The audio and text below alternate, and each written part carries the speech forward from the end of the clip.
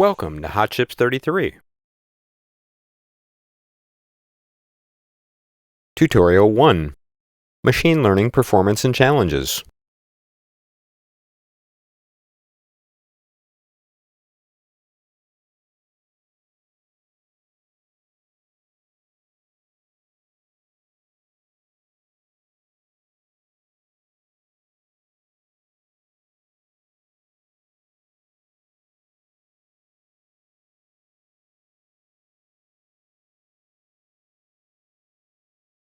.9%. So 50% of the data is still padding. Now we see the higher our packing depth, the more speed up we actually get, and the better gets our efficiency. Now, additionally, we have here a special case with the NNLSHP, which gives us an efficiency of 1.996%. So 1.996 packing factor. So what we did is we compiled the respective code with our on our IPU, and we checked how much overhead do we get. And we realized it's only 4% overhead, and it slightly increases with the number of sequences that we allow to put together. So the best case is actually with the offline packing algorithm, where we get a theoretical speedup of 1.913 just from the processing. Now we were curious, how does it actually look in practice? Do we really get the speedup, or is it less? So the positive news was that we actually get some other advantages. So we really reach a 2x speedup just thanks to packing. So why is that the case? The flops are only reduced by a factor of 1.9. However, we have less overhead from I/O. So this less overhead from I/O pushes us to get faster convergence and get a good speed up. Okay. If you have any questions, or if you're more curious about packing, please read the blog and the paper. So the slides will be shared, so you can all look into the paper, and also a nice summary in the blog post. Now let's come to the software part, to the hybrid model and data parallelism and the recomputation. The first and most important thing is BERT is not host bound. So even when we were using 64 IPUs, we only needed one host. And that comes with power and cost savings. Additionally, we combined model and data parallelism to distribute it over the machine. We will talk about that soon. And we used one M2000 for the pod 16 setup to have the model, and all the other M2000s were just used for data parallelism. Now, how do we distribute BERT over 4 IPUs? Here we see the forward pass. So we start on IPU 0 with the embeddings and 3 encoder layers. Then comes the next IPU with 7 encoder layers, again 7 encoder layers, 7 encoder layers, and at the end we have the projection and the losses again on IPU 0. And obviously when we're going into the backward pass, we're going all the way back. Something nice is, since we have 7 encoder layers on all of those 3 IPUs, those are perfectly balanced from a processing effort. Okay, so how do we scale that now? So first, what is important about it for this distribution, we use something that's called pipeline model parallelism. And how does our pipeline look like? So we use a grouped schedule for the pipeline. When the pipeline starts, we only have the forward pass on the first IPU. Then we have new data on the first IPU where we apply the forward pass. And the first IPU also sends the data to the second IPU where we do the second forward pass. So we do the forward pass on the next 7 encoder layers. And so on and so forth until we have the first batch of data fully processed, and then we start with the backward pass. That continues to switch, and then we continue to switch between forward and backward pass. And you can see the first sample first goes all the way through. We do the backward pass, and then we do here the backward pass on IPU3, and so on and so forth until we process the whole data. So one important note is to save memory, we recompute the local forward passes F1, F2, and F3 as we do the backward passes B1, B2, and B3. That way we don't save too much activations all the time. Our model parallelism is supported over the pipeline API, which we have in TensorFlow, PyTorch, and our popular advanced runtime called PopArt. For the data parallelism, we just run the model. So we first read the training data, we distribute the training data over the different M2000s, we get the backward pass, we get the gradients from the pipeline scheme, and after a few repetitions, we get the gradients and we average the gradients over all the replicas, and then we start again with the next training route. The data parallelism is supported in all our frameworks, and the only thing the user actually does is to specify the number of IPUs that are used. Everything else happens automatically by the compiler.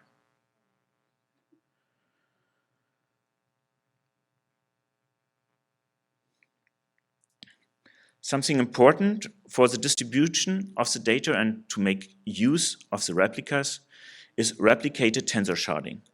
So to reduce the overall memory footprint, we use it, and it can be combined with variable offloading and streaming memory. So it's even a path for even larger models. So what are we doing? So think about the baseline. Usually we have the optimizer states, the gradients, and the parameters all distributed for each of the replicas. Now, replicated tensor sharding, for example, if we do it on the optimizer states, that's the orange area, for replicated tensor sharding, we shard the memory that's used for the optimizer states over all the IPUs. And it's especially important for the optimizer states, because most of the time of the processing, we won't use the optimizer states.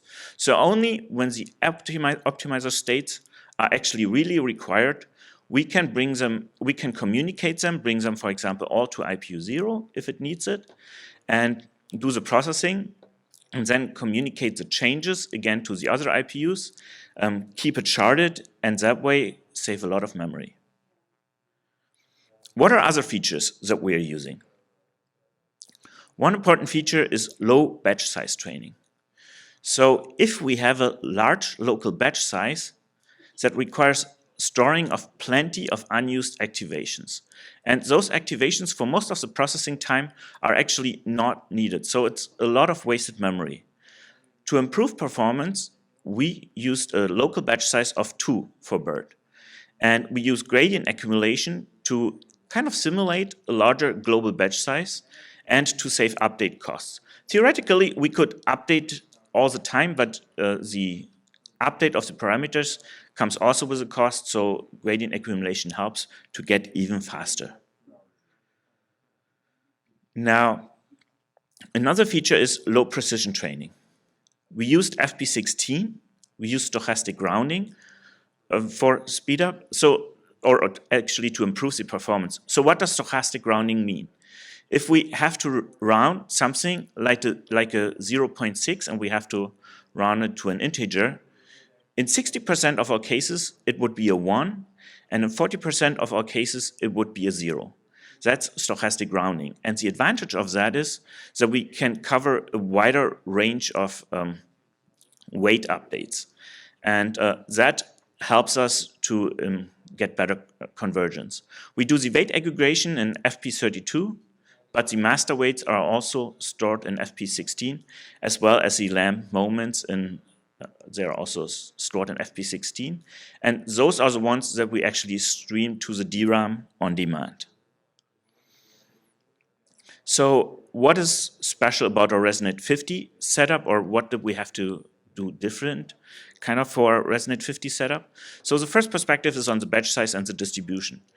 We used a single IPU for Resonate 50 because that was sufficient to fit the model. And we used 1 to 4 hosts. 1 host for pod 16, 4 hosts for pod 64.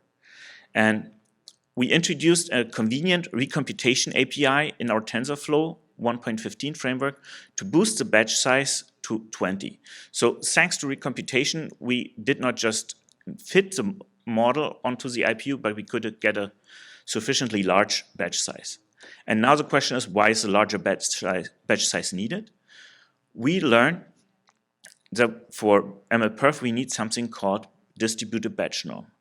That means we are calculating we are exchanging the statistics, mean and variance from the batch norm across multiple IPUs.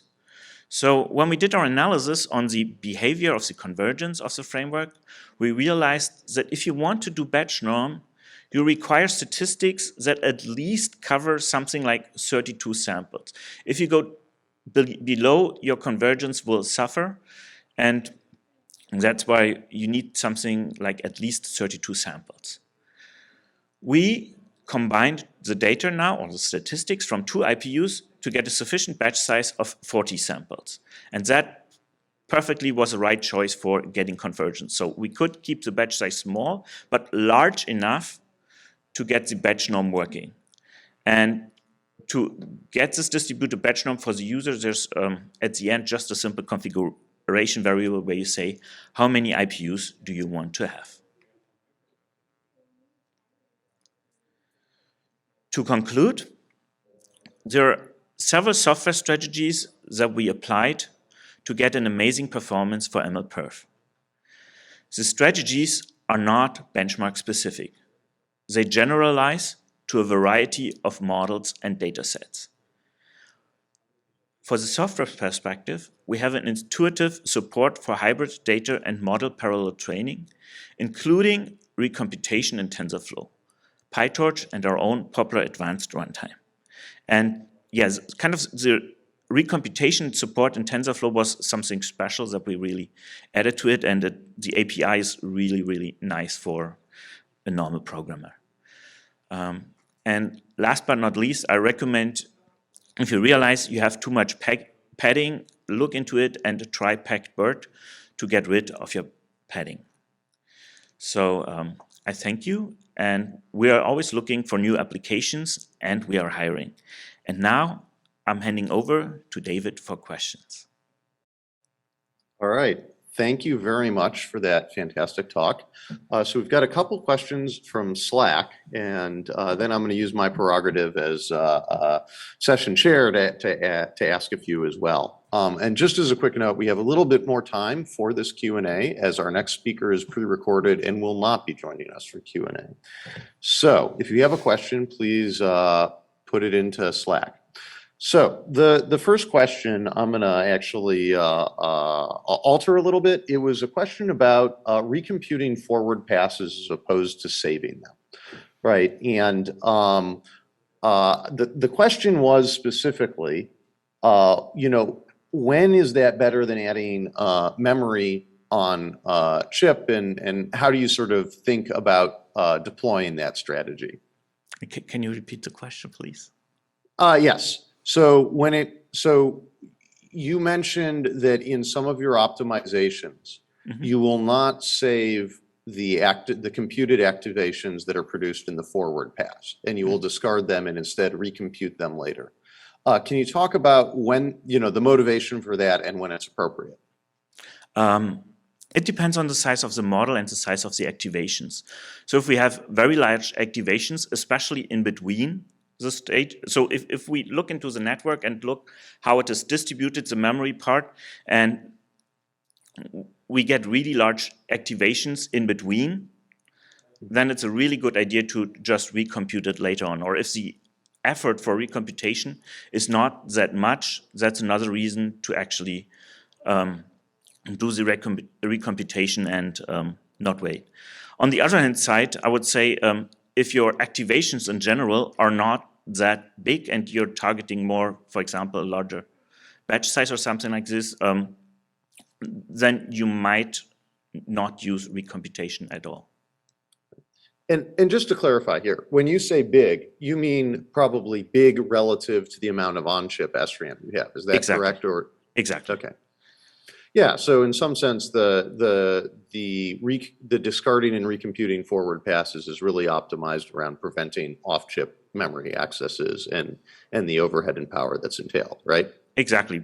But if there might be even cases where we know we're having a very large pipeline, so we have a lot of time until this activation is actually needed again, or something like this. In that case, we can even consider offloading it and loading it later on demand when we know, okay, the time is coming up for this data to be required, so now we get it back from the off-RAM memory. So we always have to trade off speed and memory that's required. And if it's faster for us to recompute than to actually load it from the external memory, it's more efficient to actually just recompute.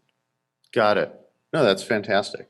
All right. So one of the questions I had was about the packing algorithm, right? Mm-hmm. And so this was sort of designed to operate on sequence data, which is variable length, and to sort of pack it all together.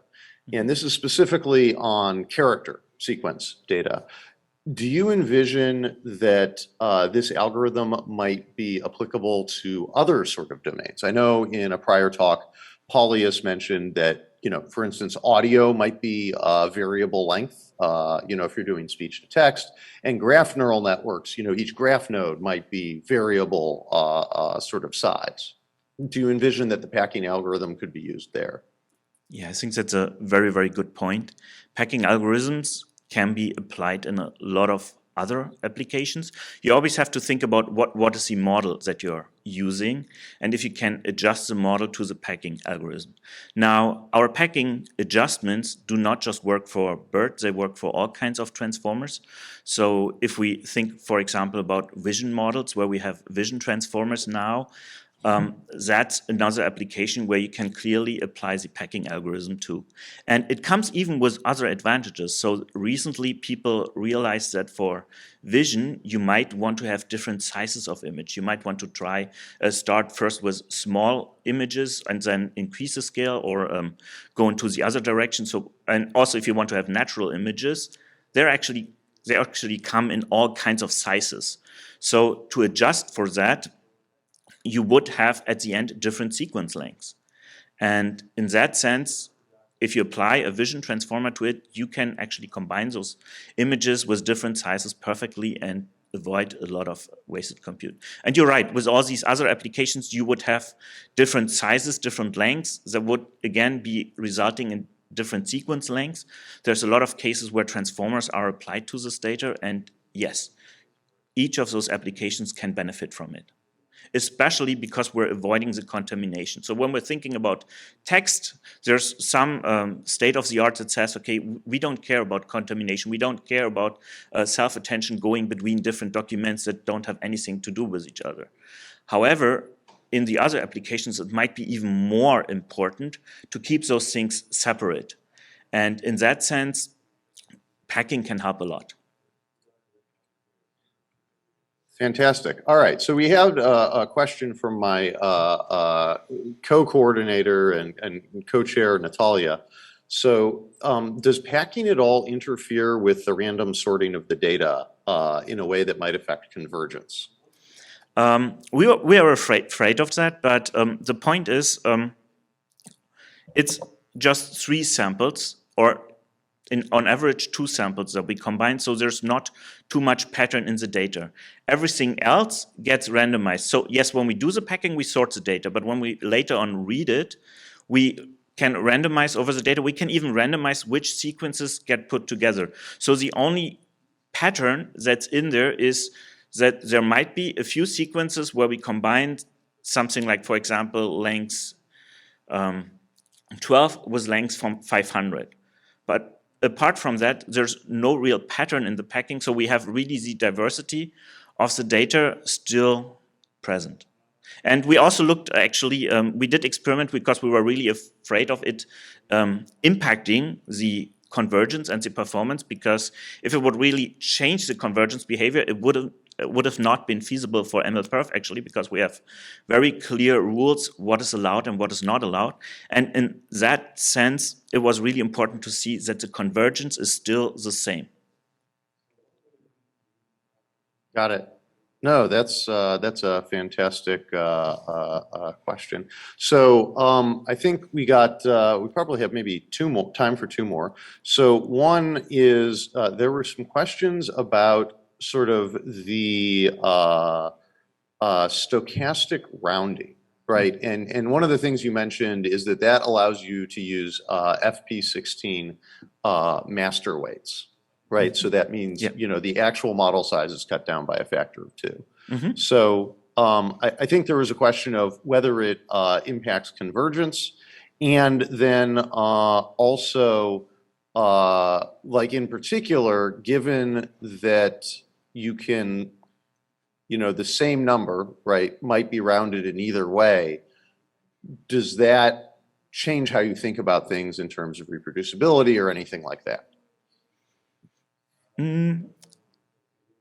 Actually, so when you do the stochastic rounding, you can set a seed. So if you think about reproducibility, you can even have a seed for the rounding up and down. So in that case, you can make it reproducible. What is also important, so as far as I remember and as far as I've seen, it doesn't influence the convergence much. Maybe by a tiny bit, but the advantages that you get from the speed up far outweigh any change in convergence. So as far as I could see, there's not much difference. What is important to keep in mind, we keep the weights in FP16, but certain computations during the process are actually in FP32. So every time we think it's important to have the higher precision for this calculation, like matrix multiplications, we go to FP32 and just afterwards we can cast it back. So for example, for the statistics for the batch norm calculation, those have to be in FP32 to be good enough. But I think the advantage is if you have something like weight updates, and you would always get weight updates that always say 0.2 or something like 0.2, but you're only allowed integers, so you would always just give a 0 to it. So you would never get a positive update to certain weights. So stochastic rounding really helps us to cross this bridge where we actually do weight updates even on a smaller realm. Yeah, just to add a sort of personal comment, I mean, one of the ways I sort of think about stochastic rounding is that it, in a probabilistic sense, is getting you extra bits of precision. Right? Yes. That's one way to think about it. Maybe something that I would like to add, so the stochastic rounding in our case really happens on the hardware. So it's really integrated into the hardware, which makes it really fast. Great. So I have one question, and then we'll return to the Slack channel. So you mentioned a bunch of optimizations that you put in place for MLPerf submissions. Now, are these optimizations actually used by customers? Are they sort of representative of what you can do in the field? Mm-hmm. That's a very, very good question. I think the best to answer is to go actually over the different features and address it. The first thing is packed BERT. So actually, I had a researcher contacting me about it, and he was using it on different hardware and already applied it. So it's actually not just beneficial in that case for customers, but even for a wider audience, because the algorithm is completely hardware agnostic. The hybrid data and model parallelism is something we use a lot, and in a lot of model, I think a lot of customers use it, except when they have models that are actually small enough to fit onto an IPU. So we realize there's a lot of models beyond ResNet 50 and BERT that actually have more fine-grained computation, but they're not that big. And in that case, we actually don't do any model parallelism, but for everything else, it's a standard approach that the customers use. Low batch sizes also used a lot. Low precision, definitely. Distributed batch norm is something special because we just developed it. And it kind of is very special also to MLPerf. So as we heard in a previous talk, it's crucial to have the number of epochs kind of as a control measure, that we're not just looking into throughput, but in time to convergence. If we look into time to convergence, it's crucial that we have that we kind of keep our number of epochs low. Now, to keep the number of epochs low, your normalization has to be very, very efficient. And that's where we need batch norm and batch normalization. However, there's certain research applications or other applications where people go by standard always 100 epochs or 50 epochs. If you go over a longer range, you might actually use things like group norm. And in that case, you actually don't need the batch norm or distributing it. So yeah, that's about it. Okay. I think, so we've got 2 more questions. I think I'm going to ask one from Natalia, who is, of course, from Cerebras Systems. Another processor, an accelerator notable for large amounts of on-chip SRAM. So her question is that, sort of the default optimizers in MLPerf, such as LAM, are really optimized to produce large batch sizes, right, and keep fed really large matrix multiply arrays. However, the IPU is designed for high utilization with smaller batch sizes.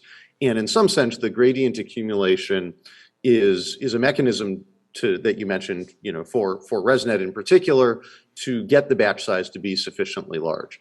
Do you have any thoughts about experiments on using different optimizers to get, potentially better convergence with small batch sizes, even though that would be an MLPerf open potentially? That's a good question. I'm not quite sure what our research team is looking into, so I'll definitely forward the question to them. But yeah, it's a good point, and actually for the submission, we realized that for ResNet 50, that for us it was quite simple to just go with SGD instead of Lars. And for a POT64 setup, we actually had a gradient accumulation count of 2. So we kept our batch size actually really small to get really efficient updates. And so in that case, just using an optimizer that works well on smaller batches, in that case, from my perspective at least, was actually beneficial. So there's definitely room for more research to figure out what are good optimizers for for small batch sizes. All right. Well, that sounds fantastic. I think we are probably at this point going to switch over to the next talk. So I want to thank you very much for taking the time to join us and sharing your insights. And I hope you and your team will also be able to join us in the Slack channel. I know there's probably one or two unanswered questions there. Yeah, we will definitely watch the Slack channel. Thank you, David. All right. Our next talk is from Guokai Ma, who is a machine learning software engineer at Intel Corporation. He's been working on optimizing binary translation software for about 15 years, and then deep learning workload optimization for about the last 5 years.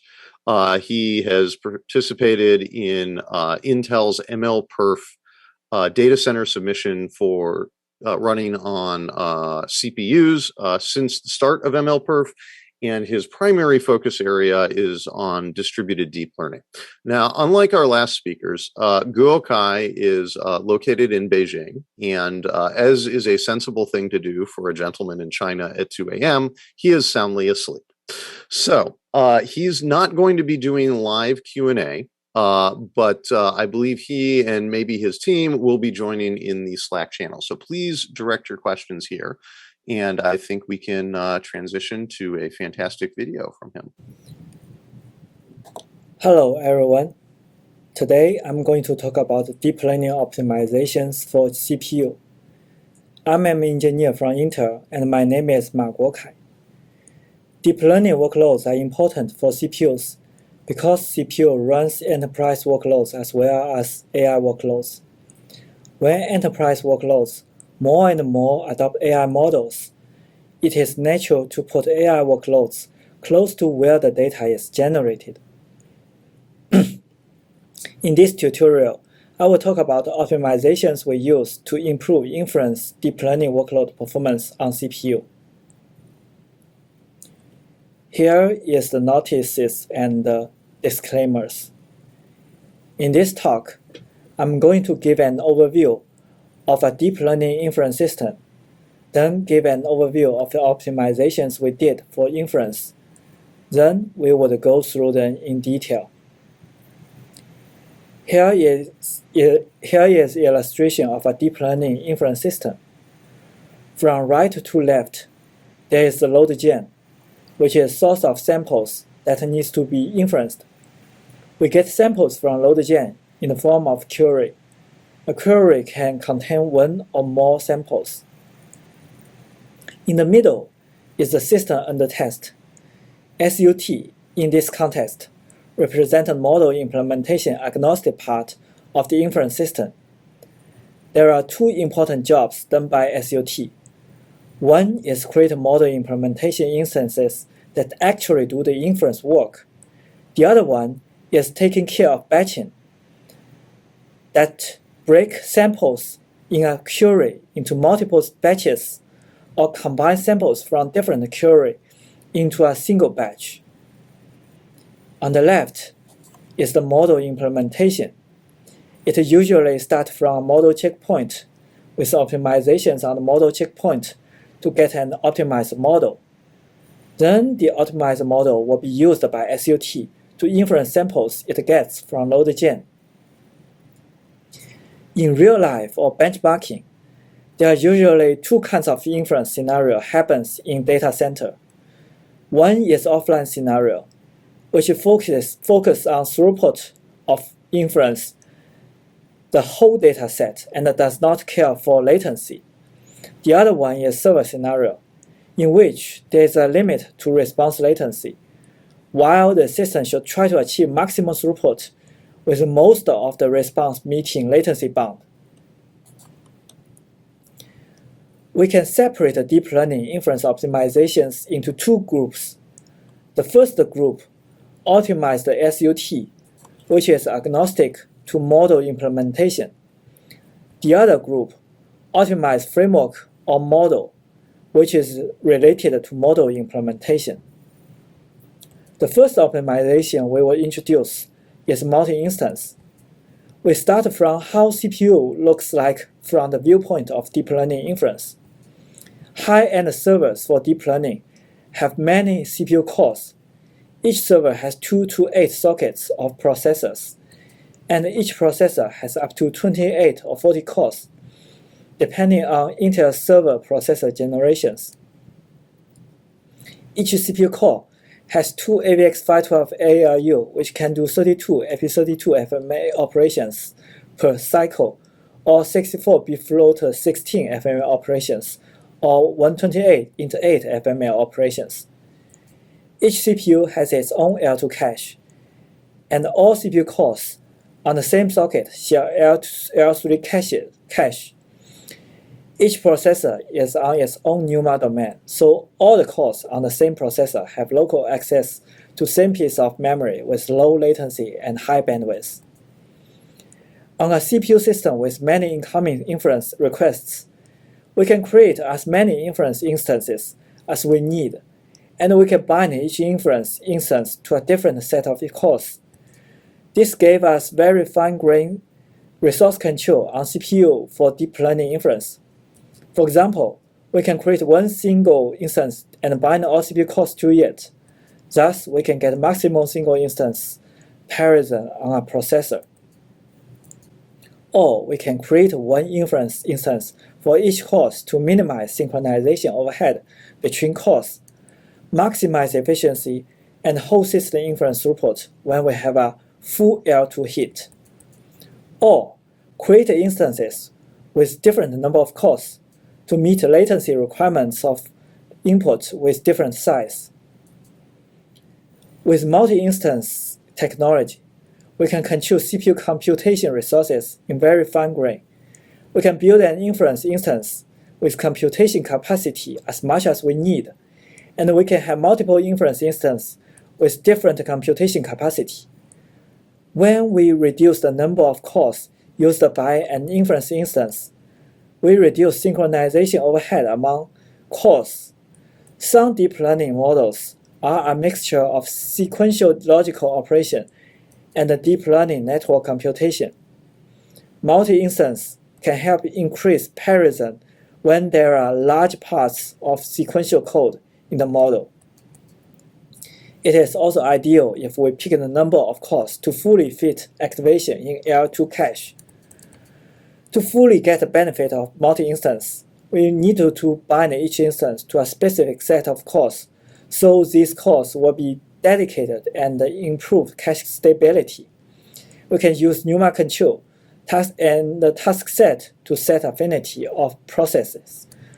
When we use an inter-optimized framework to run the model, we can also use OMP number of threads and KMP affinity to pin model kernel to a specific set of cores. Here, we show a table how we divide CPU cores to each inference instance for different workloads. We use 1 to 8 cores per instance for different workloads, depending on software configuration tuning. For DRM, because the model runtime memory usage is very large, we use weight sharing to allow us to run more instances with better efficiency. For CPU inference, one overhead we will encounter is primitive creation and lookup. Whenever the framework encounters a new input shape, which happens often in BERT, DRM, and RNT, a new copy of primitive needs to be created for the new input shape. The new primitive will be stored in the primitive cache, and the same input shape will hit the primitive cache and save primitive creation overhead. To fully utilize this feature, we will make the primitive cache larger and also do a shape sweep to warm up the framework. This can also be done in an initialization stage in a real-life inference server. Then, when real requests come in, they will be inferenced with primitive already created for input shapes and reduce inference time. The next couple of optimization we will introduce is related to batching. Batching is important for an inference system because a query either contains too many samples to fit into memory in one batch, or contain only one sample that is not enough to achieve best efficiency as a single batch. We need to break large query into many batches, or combine multiple queries into one batch. The first optimization we do for batching is reduce padding. This is common in workloads where input size has a large range of variance. For example, BERT input sequence length can range from around 40 to 384, almost a 10 times difference in input size. If we batch query samples randomly, there will be a lot of paddings which just waste computing for inference. Instead, we batch samples with similar sequence lengths together. In offline scenario, we sort samples according to their sequence length and do batching on sorted query samples. This ensures samples with similar sequence lengths are batched together. After creating each batch, we would pad inputs to longest sample in the batch, instead of padding to 384. Thus, we ensure the batch has as less padding as possible. When we apply this optimization to BERT inference, we observe immediate performance improvement when compared with not sorting. During inference time, we will try to keep the input shape the same for the same inference instance. For example, for DRM, each request contains a different number of user item pairs. If we batch requests with a constant number of requests, each batch will have a different number of data points. We design our SUT in a way that a constant number of user item pair are batched together, so the framework would work on optimal activation shape. We call this technology constant batching. We also introduced a technology called dynamic batching. For workloads with various input size, with constant batch size, the activation shape would cover a large range, which may not always be optimal. For each different input size, we do a one-time performance calibration step to find out the best batch size for it. At the inference time, we will batch input using the best batch size from calibration. The calibration result can also help us identify input shapes that are unfriendly to certain hardware. We would pad input to larger input size if larger input size has better inference performance. We call the component that bridges between LoadGen and the framework as LoadGen bridge. LoadGen bridge can help us create multiple inference instances and pin them to different CPU cores, thus improving inference efficiency. LoadGen bridge can also warm up primitive cache and apply constant batching and dynamic batching. LoadGen bridge is a demonstration of designing an inference system for real-life workload. In model implementation side, a common practice on both CPU and GPU is OP fusion. OP fusion reduces memory read and write by combining two or more ops together. Usually, one of the operations is an element-wise operation that can piggyback on the input or output of the other operation. Thus, the element-wise operation does not need to read and write memory. Instead, it can read-write data from register or cache directly, which greatly improve efficiency of element-wise operations. In this picture, the unfused ops on the left contains 10 memory ops. After fusion, there are only 6 memory ops, so there's 40% memory access reduction. Low precision becomes a hardware feature that provides higher computation throughput than AP32. There are dedicated computing units for low precision. Low precision is often seen in the form of int_a, which is 8-bit integer, or AP16, and bfloat16, which is 16-bit. In MLPerf inference v1.0 closed division, all workloads have submission that uses int8, marks a trend of int8 precision adoption. Because int8 has a fixed range of value, we must map float point value to int8 and map it back. Because the range of activation is unknown to the model, we need a calibration step to sample the range of distribution of activation from calibration dataset. Then we could decide the activation scale 0 point from the range and the distribution we have sampled. We can quantize checkpoint weights with an offline tool, or quantize after checkpoint is loaded by framework. We need to quantize dequantize when the format of activation and the next op is different. For performance consideration, it's better to convert operations to int8 as much as possible to save dequantization and quantization overhead between ops. Intel architecture has DL boost AVX512 VNI instruction set. By using int8 precision, the same processor can provide a 4x gain of peak ops compared with AP32 precision. In MLPerf open division submission, we also use sparsity to improve DLRM performance. We use a tile-based sparse weight that contains blocks of consecutive zeros and non-zeros. During training stage, we use magnitude-based pruning to achieve 99% sparsity ratio for sparse gems. We get 1.4 times performance gain with sparsity over baseline in open division. RNT is a speech recognition task. Its inference contains 3 steps, which can be seen as 3 stages of the model. Pre-processing, which is waveform, to input feature. This part takes little portion in inference. LSTM encoder, which encodes pre-processed feature to internal sequential code. And the greedy decoder, which converts internal code to human readable result based on a maximum single character probability model. Greedy decoder has control flow among tensor operations, makes greedy decoder running on single batch only. This greatly reduces CPU core utilization because LSTM OP work on single batch with single step. From the picture below, the input audio after pre-processing is passed to the encoder. Encoder encoded audio to feature list FT1, FT0, and FT1. Then the decoder comes in. 4 symbols are generated for FT0. The 4th symbol, which is a blank ID, triggers the fetch of next feature FT1. FT1 might generate 1 character or 2.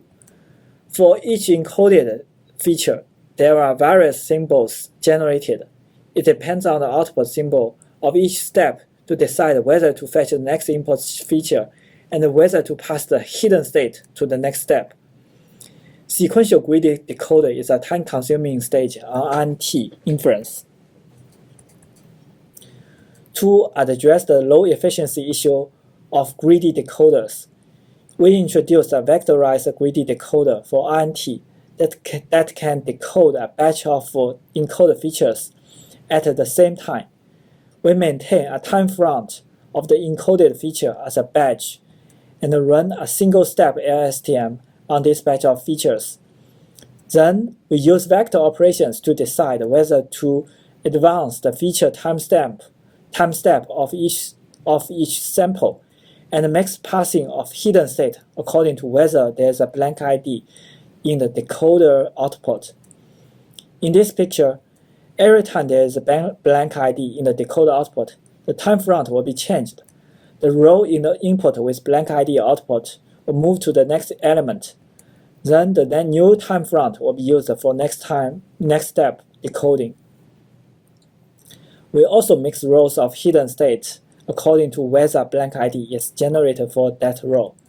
With vectorized greedy decoder, we increase batch size from 1 to 384 and improve the greedy decoder performance by more than 10 folds. Overall INT inference performance improved 3.3 times. To summarize, we implemented a bunch of optimizations for deep learning inference system. Some of them are independent to model implementation, such as multi-instance, warm-up, and a couple of batching techniques. Some of them are specific to model implementation, such as OP fusion, low precision, and sparsity. Some of the technologies are generic for different kinds of hardware, and some of them are more effective on CPU hardware. That's all for my talk. Thank you for watching. Fantastic. Thank you very much. So we've now seen a tour through optimization for training and both inference. And our next talk comes from the folks at Facebook, and it begins to dive into the ways in which the MLPerf benchmarks might not perfectly represent the real world. And so it's sort of a look into how ML is actually done at Facebook, with an emphasis on things that may not be measured perfectly. Now, as one would expect from Facebook, the social networking company, we've got two speakers who are friends. So allow me to introduce Carol Jean Wu, who is a friend and colleague of mine. She is a researcher at Facebook AI Research Fair, and she focuses on systems and ML with an emphasis on energy and memory efficient systems.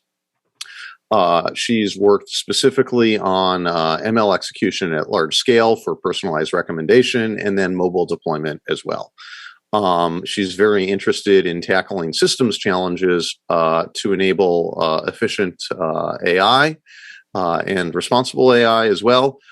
She was my co-chair on MLPerf Inference, and she also has helped us put together the recommendation advisory boards.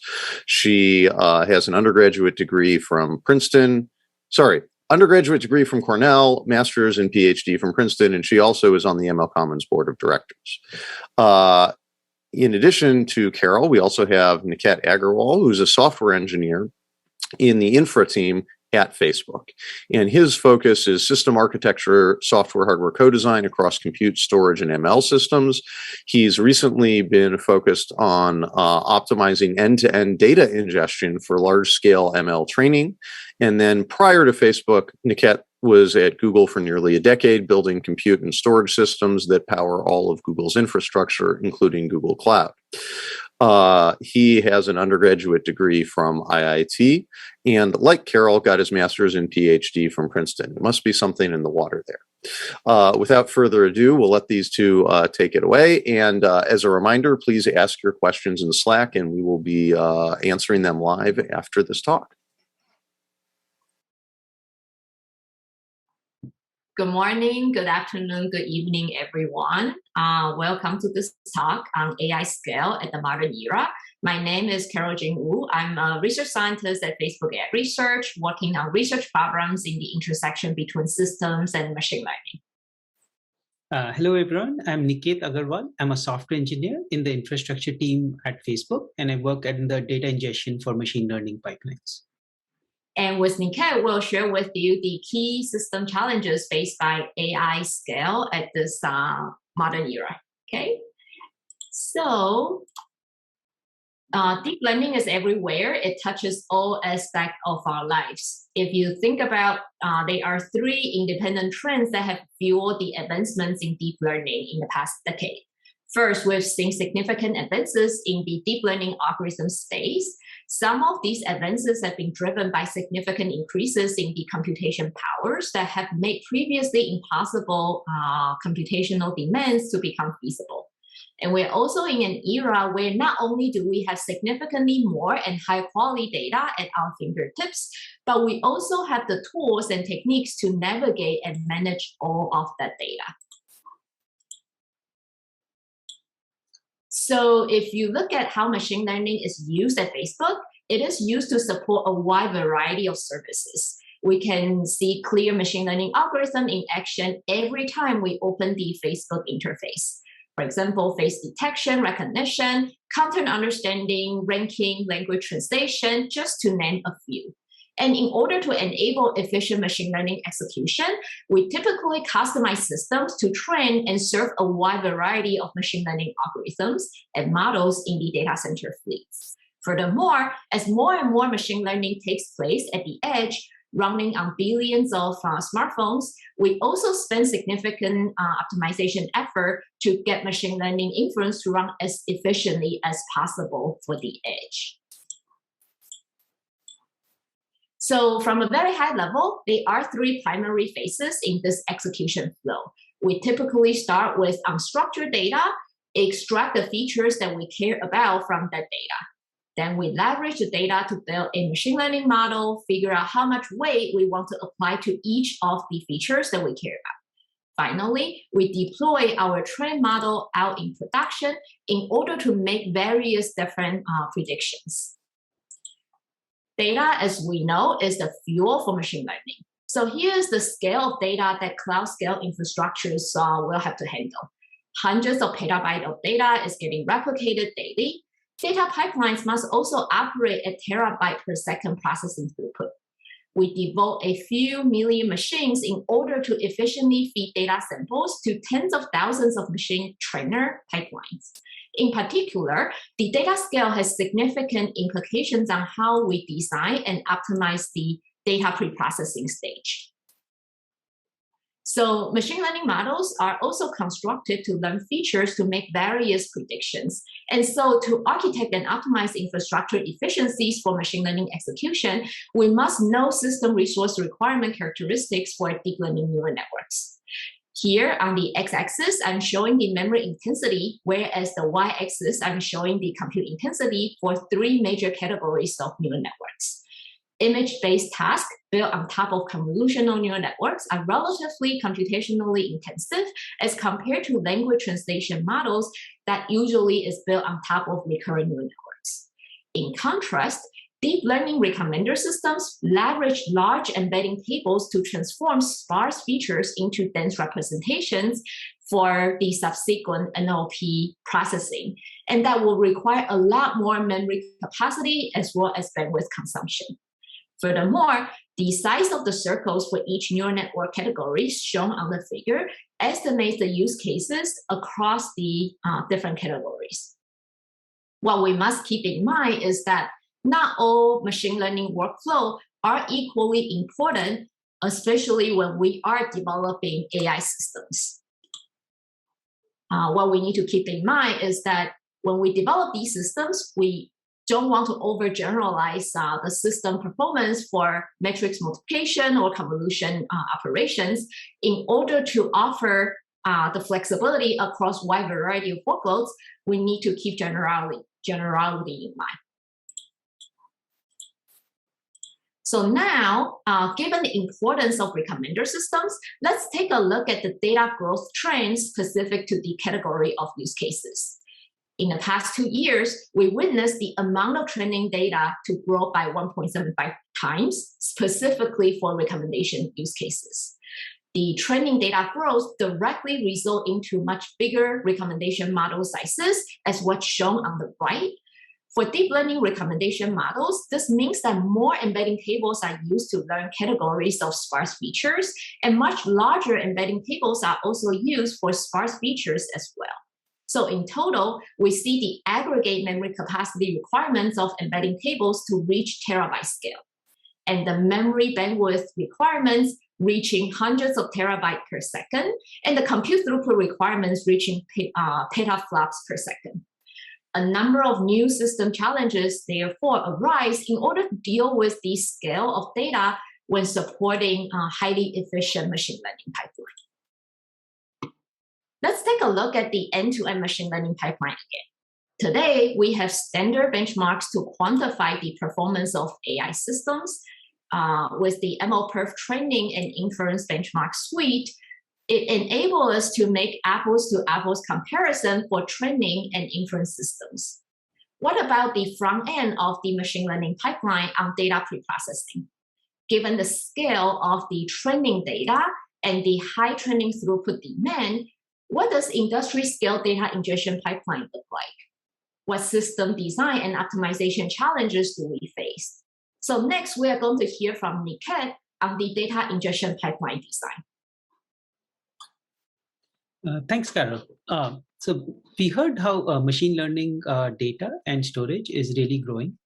With that in mind, what I want to focus on is contrast a little bit on how the MLPerf training benchmarks don't really capture some of the system aspects of the data ingestion pipelines we deal with, especially for large-scale recommendation models. To start off, let's look at a baseline on what a system looks like for MLPerf training. So this slide talks about NVIDIA DGX. It's a representative system where you have a lot of GPUs, some host CPUs, and some amount of local storage, typically NVMe SSDs, that are used to store data that is used for training these large models. Typically in these MLPerf benchmarks, data is pulled in from cloud storage, put onto local storage, and then training happens from there. Let's contrast this to how we do data ingestion at Facebook. So before we go into our implementation, let's look at kind of the motivation on what drives us to do data ingestion differently. On the bottom left of this slide, let's look at data storage size growth over the past couple of years. And our training data storage has grown by about 1.75x over the last 2 years, and we don't see this trend slowing down. On the right side is a more worrying aspect. If we look at the recent growth in the data ingestion throughput for our training pipelines, as well as some future projections, we foresee almost 13x growth in training data ingestion throughput over a 3-year time frame. Next, if we look at 3 representative recommendation system models, so in this slide, we capture RM1, RM2, and RM3. These are recommendation models being used in production and are representative of the large classes of models that we are running. Specifically, I want you to focus on the rightmost column, which is the partition size that is used by these models. And as you can see, it's in the petabyte range. And the takeaway from here is, in contrast to the MLPerf training benchmark systems, the petabyte scale of training data storage implies that there's no way we can store them locally on the trainer nodes themselves. So we have to disaggregate data storage. Next, let's look at the pre-processing aspects. As you know, training data ingestion comprises of two things. We store data, we bring them in, we do pre-processing to extract features, and then the trainers do training on them. So again, for the three representative recommendation models, let's look at the amount of compute required to do data transformation and pre-processing on these models. Want you to focus on the rightmost column again.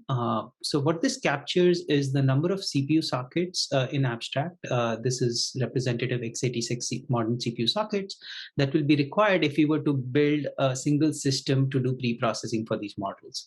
And you can see the number of sockets for these models ranges anywhere from like 10 to 55. So there's no way we can build a single system that can have so many CPU sockets to do pre-processing. So in summary, the system that MLPerf training is using, for especially on data ingestion, is not representative of the kind of systems that we want to build. And specifically, the local data storage and pre-processing that's done on MLPerf training is not representative for our recommendation systems. So with that, let me walk you through the system that we built here and has been in production for over 2 years. I'm going to walk you through the various stages of the data ingestion pipeline that we built. On the rightmost side of this picture, we look at trainers. Trainers are typically GPU and accelerator-based systems that do machine learning training. They're typically connected by a fast backend network used for inter-GPU communication. The first step towards data ingestion is we need to store all this petabyte scale data. For that, we need a distributed file system that scales and can store durable data. At Facebook, we have a distributed file system called Tectonic that is the durable store for all of our data. Next, what we need to do is we need to generate all the training features that are stored in this durable storage. So we have offline ETL pipelines that take event logs from our various services, and they convert them to machine learning pipelines, and they're stored in data warehouse table formats. And we leverage our distributed file system to store these data warehouse pipelines on them. Next, once we have the storage in a data warehouse table format, we need to pull the data, do pre-processing on them, and then send ready tensors to the trainers so that the GPUs can train on them. So we've built this disaggregated reader framework. It's like any other disaggregated system. It is fault tolerant. It is distributed, so it can auto scale between a number of hosts. And it does, the main function of this reader tier is to take data from storage, which is in data warehouse format. It's usually encrypted and compressed. So it decrypts it, it decompresses it, and it does pre-processing, which is model specific, and then sends ready sent tensors all the way to trainers. So in summary, this is the end-to-end data ingestion pipeline of recommendation systems at Facebook. On leftmost side is the storage tier, then we have a middle reader tier, and finally we have the training tier. So this system has been built and has been running well over a few years. However, we do see a lot of challenges in this implementation. Primarily, what we want to call out is disaggregation is actually not enough. Training data is actually comprising of these three stages. I wanted to focus on the power requirement of these three tiers. Again, looking at the three recommendation models that are representative, what we do in this picture is take a normalized view of how we are spending power across these three tiers. The red one is training, and the blue one is pre-processing, and the leftmost green one is storage. So if you look at the dotted vertical line that captures the 50% mark, for two of the three pipelines, we are actually spending less power on the GPUs than the data ingestion itself. This is very constraining for us. So when we want to deploy training capacity, we have to deploy more data ingestion capacity to serve the GPUs themselves. So this limits the number of training clusters we can deploy in production, and is something that we've been working on for a while. So namely, what we've done is beyond the disaggregated data ingestion framework being built, we built an end-to-end co-design to optimize for data ingestion efficiency. And I'm going to quickly cover a few of the efficiency ideas that we've worked on and has had a lot of impact in production. So to back up, let's do a deep dive on how training data features are stored in our data warehouse formats. So this particular toy example shows a number of features. So the features are typically stored as, in this example, a map of string to ints. Features are labeled as A, B, C, D, E, F, and the value is correspondingly shown there. The way the data is stored in storage, it's stored as a number of rows, and each row can have a unique set, the subset of the features. Not all features need to be there in every row. So in this example, let's assume we have 2 rows, and we run a model that needs to train on this particular data. So let's assume we run a model that wants to read features just A and D across all the rows in the table. The way we store data in these regular map formats implies that we can't do filtering at the storage level. So in our really original implementation, what we used to do is, even though the machine learning model wants to read features A and D, we would end up reading entire rows of data as it was stored in the table. This caused a lot of overreads in our data ingestion pipeline. So the first optimization we worked on is called feature flattening. So what we did was we created these things called flattened tables. They're analogous to having virtual columns and storing each feature as a column, as a virtual column in storage. So as you can see in this example now, feature A and all its values are stored together in storage, and then B and C and so on. So we pack features into these things called virtual columns. Then taking the same example, let's say the model needs to read features A and D. We can then do filtering at the storage layer, and we can first read A and then do D. So these are like, there is no overread in this example. We end up reading exactly the features that we want to. However, we know that storage likes large sequential data. That's what storage is optimized for. In this particular example, what we ended up doing is we ended up doing multiple seeks to storage because A and D were not packed together. And we found that there's substantial optimization to be done at the storage layer if we optimize the data formats even further. So next, what we did was, knowing the fact that storage likes large sequential data, we built an optimization where at the client layer, if we knew that certain features are close to each other, we have a cost function which tries to figure out if we should merge the reads and do overread at the client layer to optimize for storage ingestion. And this particular example, we call them merge reads. So the same model, if it wants to read A and D again, we end up doing an overread and fetching entire A, B, C, D from storage. So what ends up happening is now we have optimized for seek. So it's a single seek at the storage layer, but we have ended up reading B and C. So there's a cost function built at the client layer where it basically predicted this is more optimal from a storage perspective than doing multiple seeks. Now, finally, what we figured is we can do better than this. So in this example, if you notice, the features are actually not stored as ABCD. We run a learning pipeline on the data writer path, and learning from historical data, what we find out is features A and D are often accessed by most models together. So during the write path, we end up placing A and D together in storage. So going to the same example again, the model wants to read A and D, and we have merged reads. So it is going to merge the reads together if they're close to each other. And because A and D are together, we end up reading just A and D as a single seek. So this is kind of the ideal system we wanted to build. So stepping back, the collection of this and other efficiency ideas has improved our storage data ingestion by over 2x. So if you look at the right-hand picture now, the training part, which is where we want to spend most of the power, is now 50, if not more, for most of the data ingestion pipelines. So our journey is still not done. The last picture showed that we're still spending significant amount of power on our data ingestion pipelines. So we're still working on a number of ideas to improve it even further. So here's just a preview of some of the optimizations that we're working on. Namely, we're working on building a distributed cache on top of our distributed preprocessing system. And the motivation for that is really on, if you look at the amount of data reuse across these pipelines. So this particular figure on the x-axis shows the storage bytes as a CDF for all the training data that we're consuming. And on the y-axis is showing the throughput that the popular features are contributing to.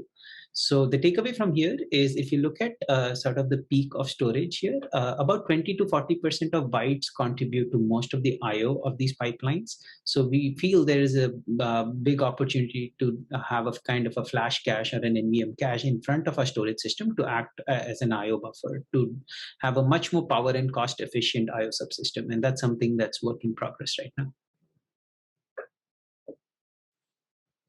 Next, I'll give it over to Carol to finish the rest of the talk. Cool.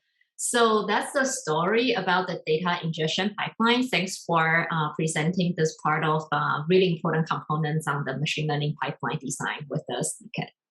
So given this critical importance to enable high training throughput, we would really love to see more holistic solutions considering this machine learning pipeline end to end. And so furthermore, we can really optimize for what we cannot measure.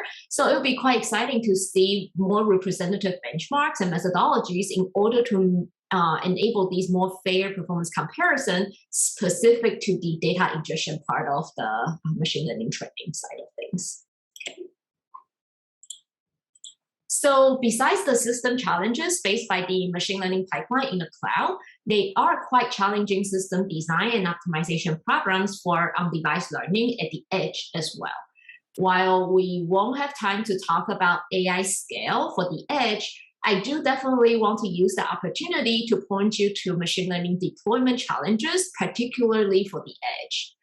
This comes from the significant system heterogeneity in the field when we start deploying machine learning kernels to billions of smartphones in the edge. First, system heterogeneity is orders of magnitude higher at the edge as compared to the cloud. Furthermore, mobile execution environment is also orders of magnitude more stochastic at the edge as well, as shown on the right-hand side figure. So performance variability is a lot more pronounced and can easily influence the optimality of execution and, for example, energy management for the mobile space. Okay. Now, in conclusion, in the past decade, we've witnessed an unprecedented growth trend in AI. This is fueled by the ever-increasing data growth into the exabyte scale. The growth in data brings us new system design and optimization challenges and opportunities as well. So what do we need to keep in mind when architecting the next generation AI systems then? We need to remember that machine learning algorithms still evolve pretty quickly. What this means is that it requires us to develop an agile benchmarking and modeling methodology in order to iterate workload characterization quickly. We must also keep in mind that the diversity seen in AI-powered use cases and the long-tail workloads for deep learning framework operators.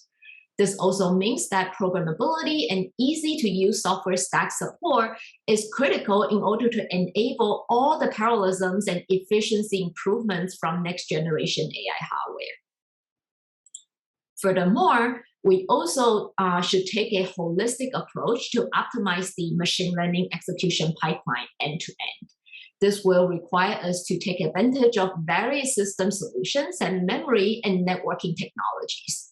On the compute side, for machine learning kernels that are stabilized, application-specific ICs, accelerators are the way to go. This will maximize execution efficiency. For the long-tail workloads that are still quickly evolving, what we want to keep in mind is flexibility. And so we strike a good balance between generality and execution efficiency. As machine learning models scale up, distributed machine learning becomes increasingly important. And so this demands us to rethink the networking interface for the infrastructure that we built for AI. Finally, how should we leverage advanced storage technology in order to construct a memory hierarchy that can best serve machine learning execution? In this particular talk, Niket and I share with you the state of industry-scale data ingestion pipeline. So now let's find ways to optimize this really important but less well-explored aspect of machine learning pipeline execution. Thanks so much for your attention today. We'll be around for question answering next. Thank you.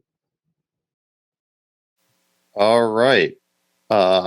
I believe we are now into the Q&A. So thank you, Carol and Niket, for this talk. I'm going to start off with one from Slack. And it comes from Thaddeus Fortenberry. And he asks, on slide 20, the ML engineer seems to be starting the training job by submitting to a scheduler on the reader tier. So does that mean that the reader tier of the ingestion system will keep track of pre-processing results and then reuse them for similar jobs and data sets? Or is the pre-processing always running DPP workers for each job?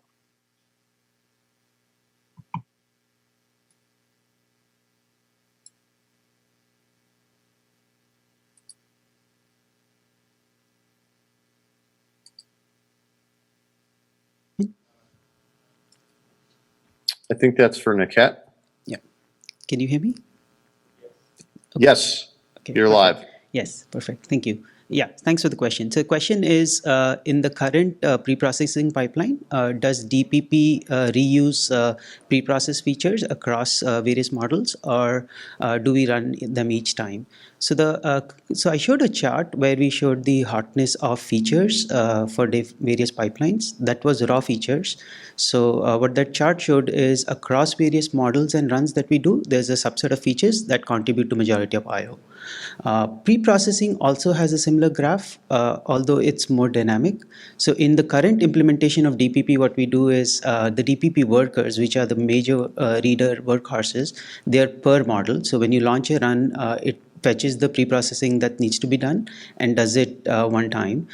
We are studying actively the pre-processing that's common across these pipelines and figuring out if we should cache pre-processed inserts as well. But the current production system doesn't do pre-processing caching. All right, fantastic. So then we had a question from Sarab. Could you comment on the capacity and bandwidth requirements for storage and memory in the ingestion and reader tiers? This is probably also for Niket. Yeah, I can take that. So in the ingestion part, we showed two things in some of the earlier slides. One was the data storage growth. That's the amount of storage in terms of bytes that's fetched from the readers. And there's the bandwidth part, which we also showed, and that's increasing at a faster rate. So in terms of scale, today our storage tier is I/O bound. And what I mean by that is when we're looking to provision capacity in the data center for these ML training workloads, we're provisioning the storage for the I/O requirements and not the storage requirements.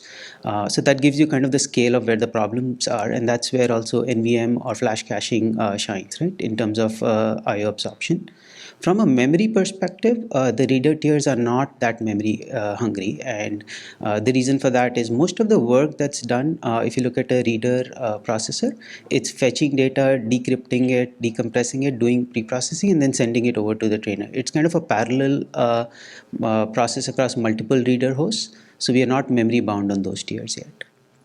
I hope that answers the question. Gotcha. And actually, so this one comes from Cliff Young of Google and also the organizing committee. And it actually kind of ties into the answer for your last question, which is, you know, there's a shocking amount of CPU training pre-processing.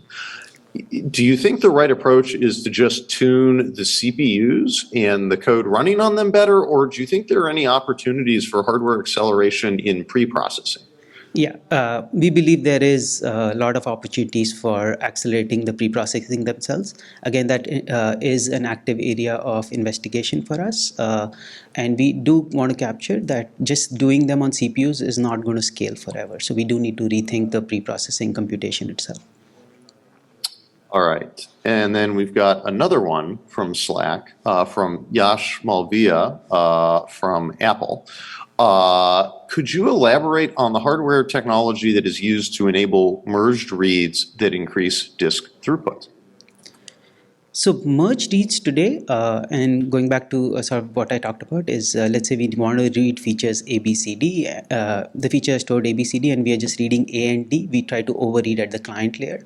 So as we know, disks themselves, like spinning hard drives, are optimized for sequential seeks. The optimizations that we built are actually in the client software layer. So when the software layer is trying to fetch A and D, it actually knows the layout in storage and runs a cost function of doing multiple A and D kind of RPCs from storage versus doing a single overread RPC from storage. So the cost function is built at the client layer. It's a software optimization and not necessarily a hardware optimization. All right, fantastic. One of the comments you made is that, really the challenge here is on storage and pre-processing for recommenders. Now, do you see the same sorts of challenges happening across other types of ML, right? So Paul Ace had previously talked about NLP, speech to text, vision, or is this really sort of unique to recommendation? Yeah, so that's a great question, right? So I think we precluded the talk kind of focusing a lot on how recommendation systems are different and where we spend a lot of different solutions to tackle them compared to MLPerf. The scale of recommendation from a data ingestion perspective specifically is way off of what regular content understanding workloads are. So for example, we talked about the disaggregated DPP systems as well as the IO boundedness of storage. That's not true for some of our content understanding workloads. So if we only were doing content understanding, we might not have to do as much innovation in the ingestion pipeline as we are having to do now. Got it. And just to dive in a little bit deeper, what makes recommendation ingestion so tough, right? I guess what is it sort of about the recommendation workload that is unique with respect to, say, content understanding or other things within Facebook's workload stable? Yeah, so great question. So some of the things we find is if we look at some of the speech and NLP kind of workloads, the data itself tends to be smaller. It's like images or videos and things like that the model can pull in and then work on it, right? For the data itself for the recommendation system happens to be large amounts of user and content generated logs. Is now loud enough? And can you still hear me? Yeah, you're going. Okay. Yeah. So the sparsity of the data as well as the large amount of user generated content is what explodes the data set itself. And as the data set grows and we have to ingest a lot of that data for training, that's where it differs from content understanding workloads in particular.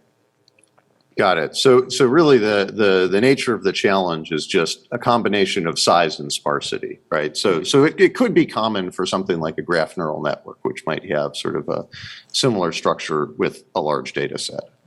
True, yeah. All right. And I think we're going to do maybe one or two last questions. I don't want to eat too much into our lunchtime, but I feel like it's better to get questions on the record and to cut everyone short on lunch a little bit. There was a question about, do you have any suggestions from a Facebook perspective on data ingestion benchmarks? And this comes from Peter Chung. Sure. In fact, David invited us to a forum where people are brainstorming how do we improve the data ingestion and storage aspects of MLPerf trading in particular. So I would say the goal of this talk was also to give people insights into how data ingestion is different. So I focused on the baseline, which is what MLPerf does, and why for recommendation models in particular, that's not representative. So I believe it's a journey we are just starting. I'm hoping that forum can come up with representative recommendations as well as benchmarks on how to do storage systems for large-scale recommendations. And if I were to look at kind of preview or prefetch, what those would look like is it shouldn't be local, right? Like local storage doesn't work for our use cases. So you need to do it disaggregated. Pre-processing, for example. So far I didn't go a lot into the pre-processing aspects of recommendation training, but if we were to build an end-to-end benchmark for data ingestion for recommendation system, representing the complexity of the pre-processing has to also fall in there. Someone asked about accelerators. So if you were to build an accelerator for pre-processing for recommendation systems, you need a benchmark to know whether it's better than a CPU or not, right? So those aspects have to be covered there. So I hope that forum, and we are looking forward to contribute there, can come up with the recommendation that people outside can use. Yeah, absolutely. And one of the things I'd just add that is really challenging is, I think Peter mentioned this earlier in his talk, but, the reality is that, we don't necessarily want for a benchmark, the entire runtime of loading, 2 petabytes of data, right? Even if that's what's done in practice, sort of by necessity, you need to scale things down and you need to get a data set that you can work with. So, I think there's a lot of challenges here, and this could be a very interesting and hopefully illuminating area. All right, so last question, I think, before we go. So when you were talking about NVMe cache usage, was the vision that you had in mind something different from local NVMe on a DGX-like system? Or, were you thinking about like a distributed NVMe caching? And that comes from Manisha. Sure. Yeah. So the question is whether the NVMe cache would be local versus disaggregated. It would be disaggregated by nature. And the reason for that is if you look at the reuse, so when do you use a cache, right? Like you need some kind of data reuse, either temporal or spatial. So the kind of data reuse we see, at least in production for our models for recommendation system, happens to be across jobs. So if I run a job, it's going to sequentially get all the features for all the rows in a particular table and then stop. Rarely do we do a lot of hyperparameter tuning for the same job running again and again in parallel.